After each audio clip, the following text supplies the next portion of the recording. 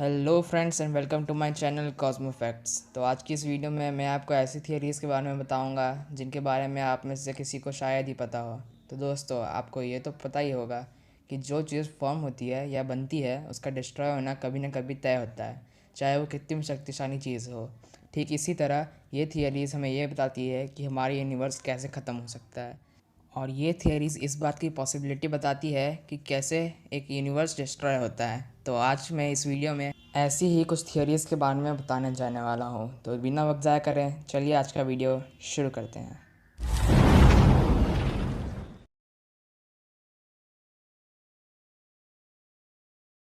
ब्रह्मांड में एक ऐसा नियम है जो हर किसी पर लागू होता है, खुद इस विशाल कल्पना से परे ब्रह्मांड पर भी। और वह नियम है कि जो भी जन्म लेता है उसकी मृत्यु जरूर होती है। एक दिन ये ब्रह्मांड भी खत्म हो जाएगा, पर इसे खत्म होने में कितने साल लगेंगे इसे तो कोई नहीं जानता है। पर यह ब्रह्मांड खत्म कैसे होगा और किस तरह होगा, और क्या ये पूरा ब्रह्मांड एक साथ ही खत्म होगा? इन्हीं सवालों के जवाब आज हम इस वीडियो में विज्ञान की मदद से तलाशेंगे, इसलिए आप ये वीडियो अंत तक जरूर देखें। ब्रह्मांड हमारी कल्पना से भी परे है। ये इतना विशाल है कि अगर हम पूरे ब्रह्मांड में घूमने का मन बनाएं, तो पूरी मानव जाति भी अपने अस्तित्व में केवल इसके 0.00000001% तक ही पहुंच सकती है। यहाँ खरबों गैलेक्सीज हैं और उतने ही स्टार्स और प्लैनेट्स भी मौजूद हैं। ऐसे ही एक आकाशगंगा यानी गैलेक्सी में सूर्य के चक्कर लगाते हुए हमारा ग्रह पृथ्वी भी है, जहाँ पर हम सभी रहते हैं। पर यह विशाल ब्रह्मांड भी एक सच्चाई से बना हुआ है, और वह है मृत्यु, यानी इसकी भी मृत्यु निश्चित है। वैज्ञानिकों ने ब्रह्मांड के खत्म होने के 3 सबसे विचित्र कारण बताए हैं जो आपको हैरान कर देंगे। वैज्ञानिकों का मानना है कि ये विशाल ब्रह्मांड इन्हीं 3 कारणों से खत्म हो सकता है, और ये सबसे कारगर भी नजर आते हैं। ये सभी कारण वैज्ञानिकों के भौतिक नियमों का भी पालन कर रहे हैं। हमारा यूनिवर्स यानी ब्रह्मांड फैल रहा है। ये इतनी तेजी से फैलता जा रहा है कि एक दिन ये लाइट की स्पीड से भी तेज फैलना शुरू कर देगा। आखिर इसके पीछे का कारण क्या है? क्यों ये फैलता ही जा रहा है? क्यों ब्रह्मांड की बड़ी बड़ी आकाशगंगाएं तेजी से दूर होती चली जा रही हैं? यह तो आप जानते ही हैं कि इस ब्रह्मांड में हर वस्तु ग्रेविटी के कारण एक दूसरे से बंधी रहती है।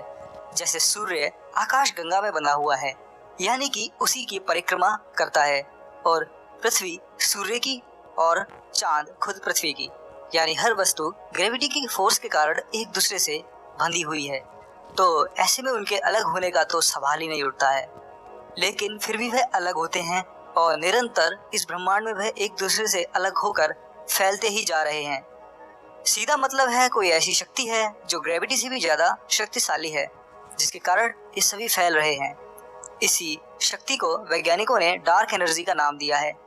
डार्क एनर्जी एक विचित्र शक्ति है जिसके बारे में वैज्ञानिक आज भी बहुत कम जानते हैं। 1998 तक हम जानते थे कि ब्रह्मांड इस तरह काम करता है कि अगर किसी भी चीज को आप ऊपर फेंकें तो वह कुछ दूरी तक तो ऊपर जाएगी, पर फिर से वह नीचे आकर के गिर जाएगी।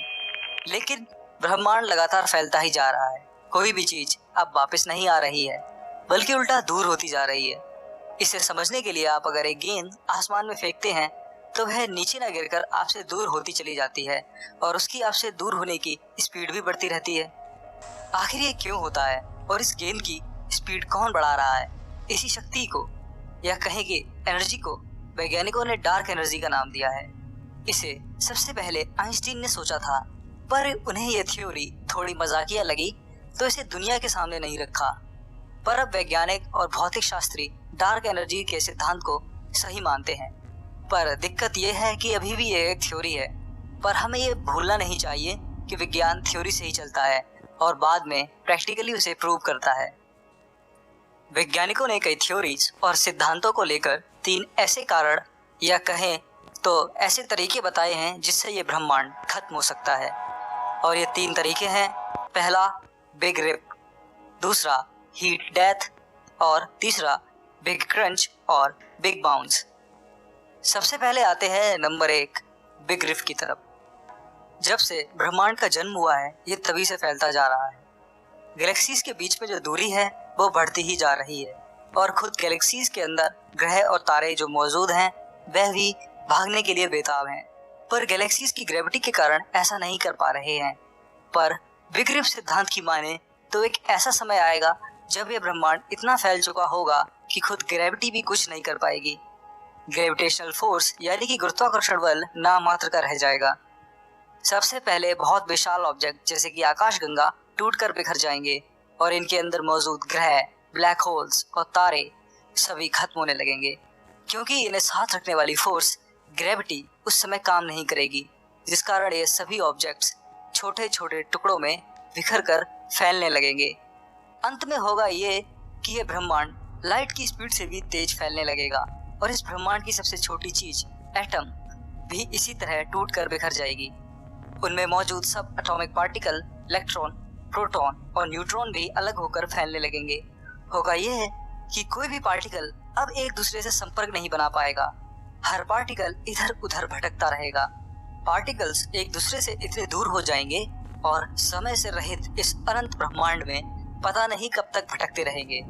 बिग रिप को आप ऐसे समझिए कि ब्रह्मांड की मुख्य फोर्स ग्रेविटी का डार्क एनर्जी के द्वारा खत्म कर देना। नंबर 2, हीट डेथ या बिग फ्रीज। इस सिद्धांत के अनुसार मैटर धीरे धीरे अरबों साल में अपने आप को रेडिएशंस में बदलकर खत्म कर देगा।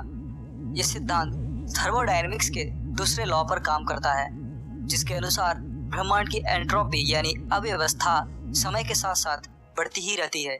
यानी जैसे जैसे इस ब्रह्मांड में समय बढ़ता रहेगा वैसे वैसे ही मैटर और तमाम तत्व अपनी ऊर्जा को खो देंगे और अनंत अंधकार में चले जाएंगे। हीट डेथ में ऐसा ही होता है। तारों को बनाने वाली गैसें धीरे धीरे ऊर्जा का विनाश करके ठंडी होती रहती हैं और एक समय ऐसा आता है जब ये पूरी तरह से खत्म हो जाती हैं। उसी तरह तारे भी बढ़ती एंट्रोपी के कारण अपने मैटर को रेडिएशन के माध्यम से खो के खत्म होने लगते हैं। बड़े बड़े ब्लैक होल्स भी कई खरबों वर्षों में भाप बनकर रेडिएशन छोड़कर खत्म हो जाते हैं, जिसे हॉकिंग रेडिएशंस भी कहते हैं। फिर ब्रह्मांड में अंत में इसी तरह के रेडिएशंस और लाइट पार्टिकल के बादल बन जाते हैं, जो फिर कई खरब वर्षों में खत्म हो जाते हैं। फिर इस ब्रह्मांड में कुछ नहीं बचता है। यह सिद्धांत बिग रिप से एकदम अलग है और इसे होने में भी कई खरब खरब खरब साल लग सकते हैं। नंबर 3, बिग क्रंच और बिग बाउंस। इस सिद्धांत के मुताबिक जैसे ही डार्क एनर्जी कम होती है या अरबों वर्षों में खत्म होने लगती है, तो जो ऑब्जेक्ट्स फैल रहे थे वह ग्रेविटी के कारण अब फिर से मिलना शुरू कर देते हैं। ग्रेविटेशनल फोर्स, जो इस ब्रह्मांड का सबसे शक्तिशाली फोर्स है, वह यूनिवर्स के फैलने की प्रक्रिया को डार्क एनर्जी के कमजोर होते ही उल्टा कर देगा। फिर सभी गैलेक्सीज आपस में मिलने लगेंगी, जिसके कारण ब्रह्मांड का आकार छोटा होता रहेगा।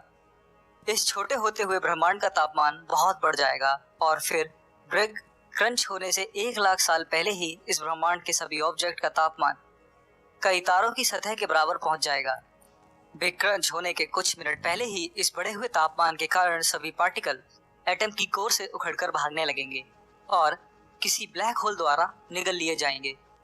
उसके बाद ये सभी बड़े ब्लैक होल्स मिल करके एक बहुत विशाल ब्लैक होल का निर्माण करेंगे, जिसका मास पूरे यूनिवर्स के मास के बराबर होगा और यही ब्लैक होल फिर सभी चीजों को निगल कर अंत में खुद को भी खत्म कर देगा और इस तरह से इस यूनिवर्स का एंड हो जाएगा। बिग बाउंस थ्योरी के मुताबिक इसी तरह से ही ब्रह्मांड का जन्म और मरण होता है। पहले वह जन्म लेता है और एक्सपेंड होता रहता है, फिर कई खरब वर्षों बाद वह दोबारा सिकुड़ने पर आ जाता है और अंत में इतना सिकुड़ के छोटा हो जाता है कि फिर से बिग बैंग करके जन्म ले लेता है। इसी तरह ये जन्म मरण चलता रहता है ना? कितना गजब।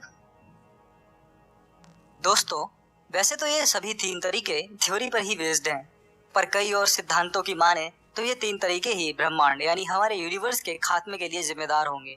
दोस्तों, इस तरह के वीडियो बनाने में बहुत समय लगता है। अगर ये वीडियो आपको अच्छा लगा हो और कुछ नया आपने सीखा हो तो इसे जरूर शेयर कीजिए और अगर आप चैनल पर नए हैं तो सब्सक्राइब भी कीजिए। धन्यवाद।